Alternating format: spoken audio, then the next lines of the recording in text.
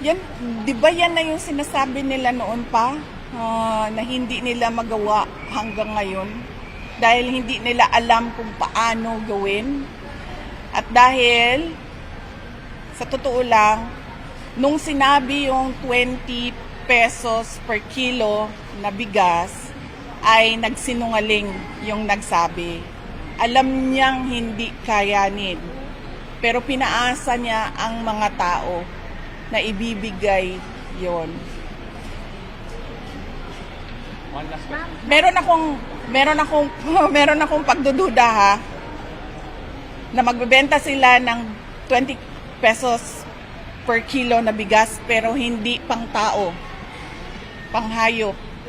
Kanang ginatawag nila og ano sa bana siya sa murag lamaw. Oo. Ganyan. Ganun ba yung bigas ng NFA, sir? Ganyan yung pag sinabi natin 20 pesos per kilo na bigas, yung pwede kainin ng tao. Yan yun, diba? Yan yung 20 pesos per kilo na binebenta, yung pinapakain sa baboy. Hindi mga baboy hindi mga hayop ang mga Pilipino. Kapag nagbenta kayo ng 20 pesos per kilo, bibili kami lahat kasi pwede siya kainin ng tao. Ma'am, what do you think out of the timing nung announcement ng 20 pesos per kilo na bigas just weeks before the election? Ano na yan?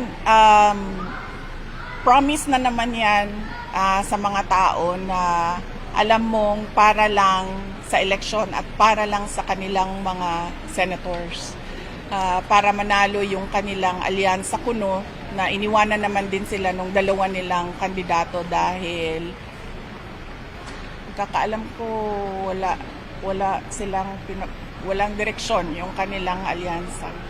Ma'am, tingin nyo related din sa survey because malaki yung binagsak ng survey. And analysts are saying na they need parang a carrot to lure in again the confidence of the Filipinos. Well, hindi ko alam kung anong motibo nila.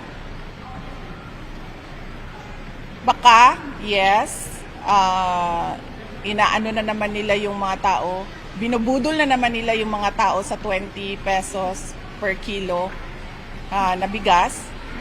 At magdududa ka dahil bakit Visayas lang? Hindi ba nagugutom yung mga tiga Mindanao? Hindi ba nagugutom yung mga tiga Luzon? Bakit 20 pesos per kilo lang dito sa Visayas?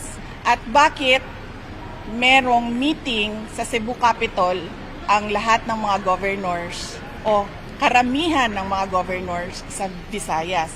So baka may problema sila sa boto dito sa Visayas. Baka ma'am, i-ano na lang natin, i-reduce na lang natin doon sa mga sinasabi nila, 20 pesos per kilo na rice dito sa Visayas para namang hindi kami nagugutom doon sa Mindanao at hindi namin kailangan ng 20 pesos per kilo na rice kasi wala na silang magawa sa Mindanao, ma'am. Kahit anong gawin nila, hindi na talaga boboto ang kami sa mga tao na kung ano-ano lang yung pinapaasa sa mga kababayan natin. So, yes.